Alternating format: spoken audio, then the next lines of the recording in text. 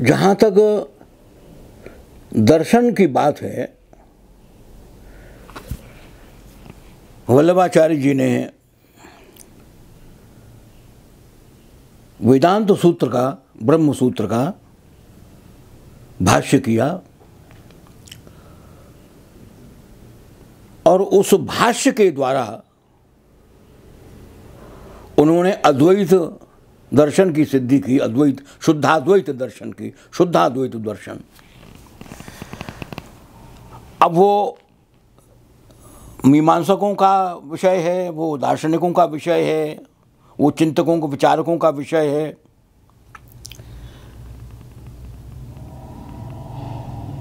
जैसा कि उस समय की परिपाटी थी कि किसी भी विचार को किसी प्रमाण के द्वारा सिद्ध कर देने पर उसको स्वीकार किया जाता था। तो किसके आधार पर सिद्ध किया जाए? तो उस समय प्रस्थानत्रयी थी। प्रस्थानत्रयी का माने यह हुआ कि 3 प्रमाण हैं। वेद पहला प्रमाण है, उपनिषद उसका अंग है, वो वेद से भिन्न नहीं है। उपनिषद वो वेद में ही माना जाता है।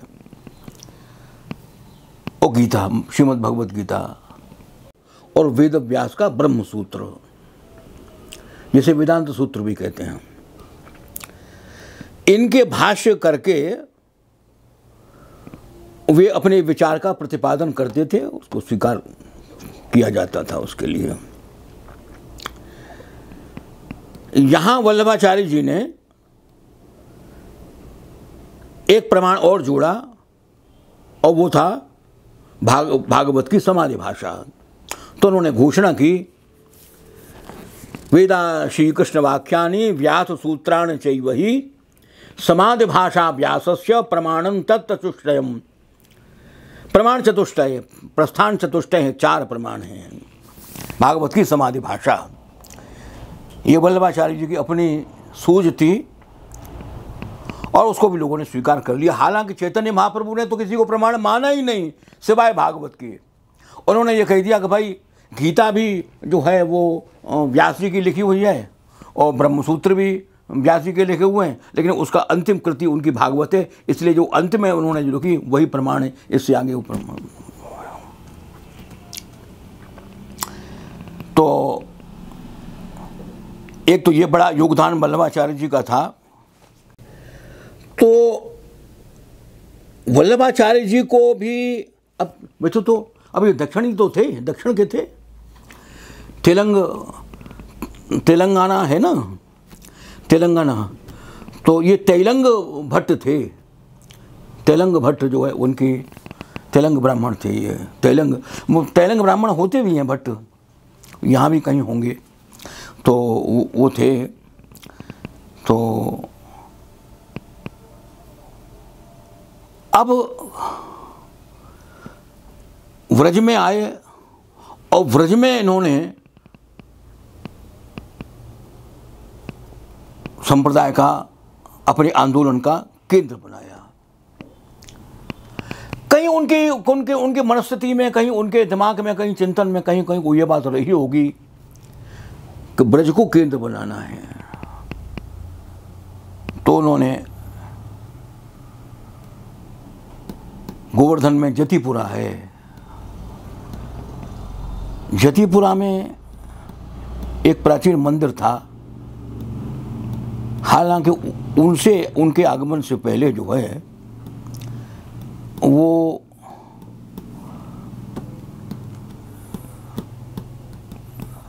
चैतन्य महाप्रभु के गुरु और परम गुरु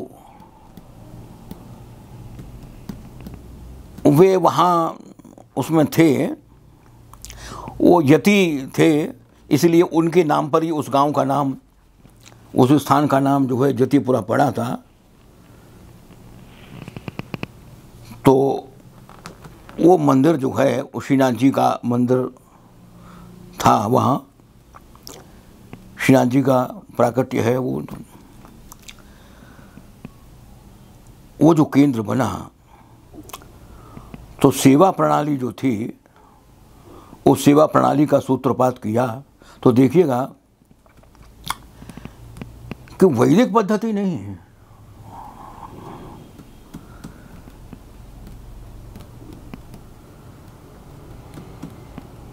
केवल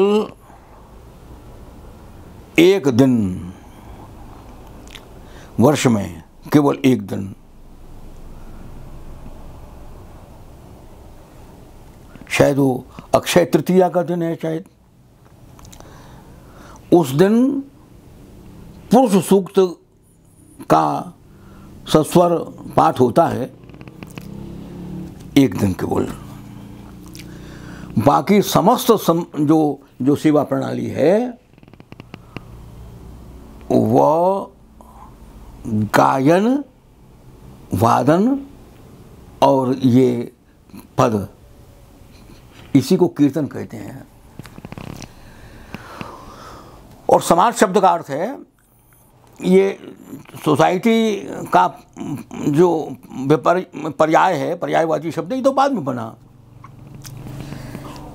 प्राचीन साहित्य में, हमारे प्राचीन साहित्य में समाज शब्द का जो अर्थ है,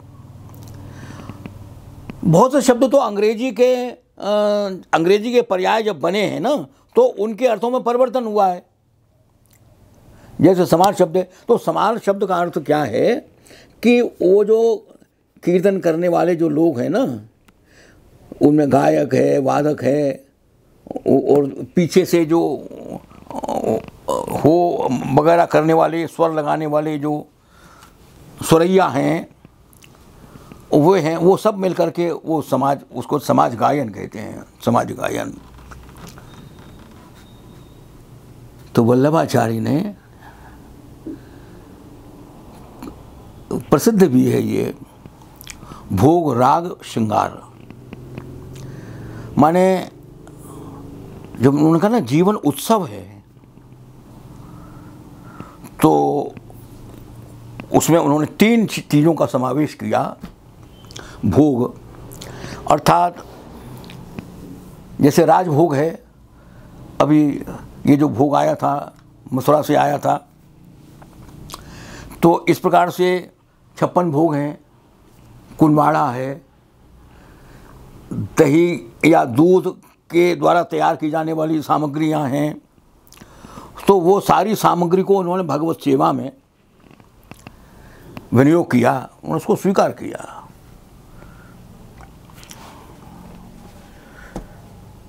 उन्होंने एक वाक्य दिया था, उन्होंने कहा सर्वदा सर्वभावे न भजनीयो व्रजाधिप। मैं आपकी भावना को नहीं देख रहा, लेकिन ये देख रहा हूं कि आपकी जो भावना है वो नंद नंदन के प्रति समर्पित है, बस। फिर वो कोई भी भावना हो,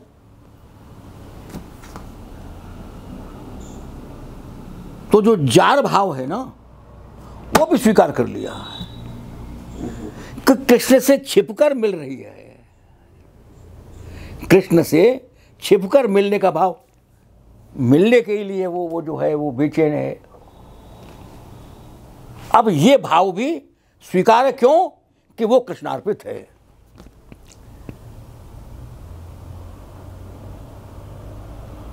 सांसारिक नहीं है, उस भाव का रूपांतरण हुआ, जैसे प्रेम का रूपांतरण है ना। भक्ति प्रेम के अलावा कुछ और चीज है ही नहीं, उसका व्यापक स्वरूप है प्रेम का। एक संकीर्ण रूप होता है, एक व्यापक रूप होता है। तो प्रेम का वो जो व्यापक रूप है, उसी का नाम भक्ति है।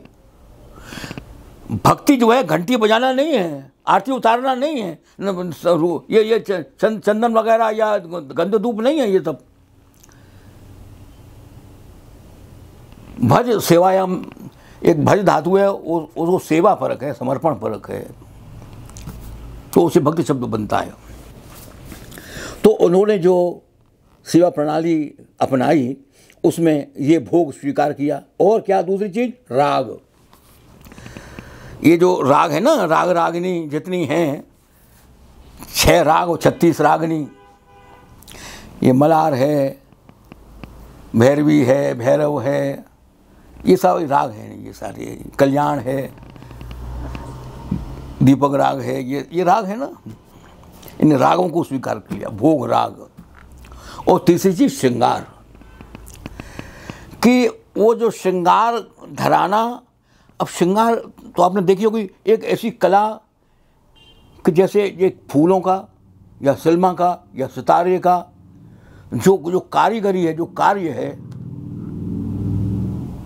तो भोग राग श्रृंगार उसको भी उन्होंने स्वीकार कर लिया। भोग राग श्रृंगार सेवा प्रणाली के 3 अंग। तो भोग राग श्रृंगार को उन्होंने स्वीकार किया सेवा में। तो अब एक ये पद के संबंध में एक बात में और मैं ये बात कहूँगा जो कोई बात मैं भूल गया था उस समय। साहित्य में तो हम क्लास में भी पढ़ाते हैं सूरदास जी को, है ना, और उसकी समीक्षा भी करते हैं, और यहाँ भी जो है बोल रहे हैं, और यहाँ भी ये सारी बात हो रहे हैं। लेकिन संप्रदाय के अंतर्गत पद गायन सेवा में ही होगा, सेवा से बाहर पद गायन नहीं होगा।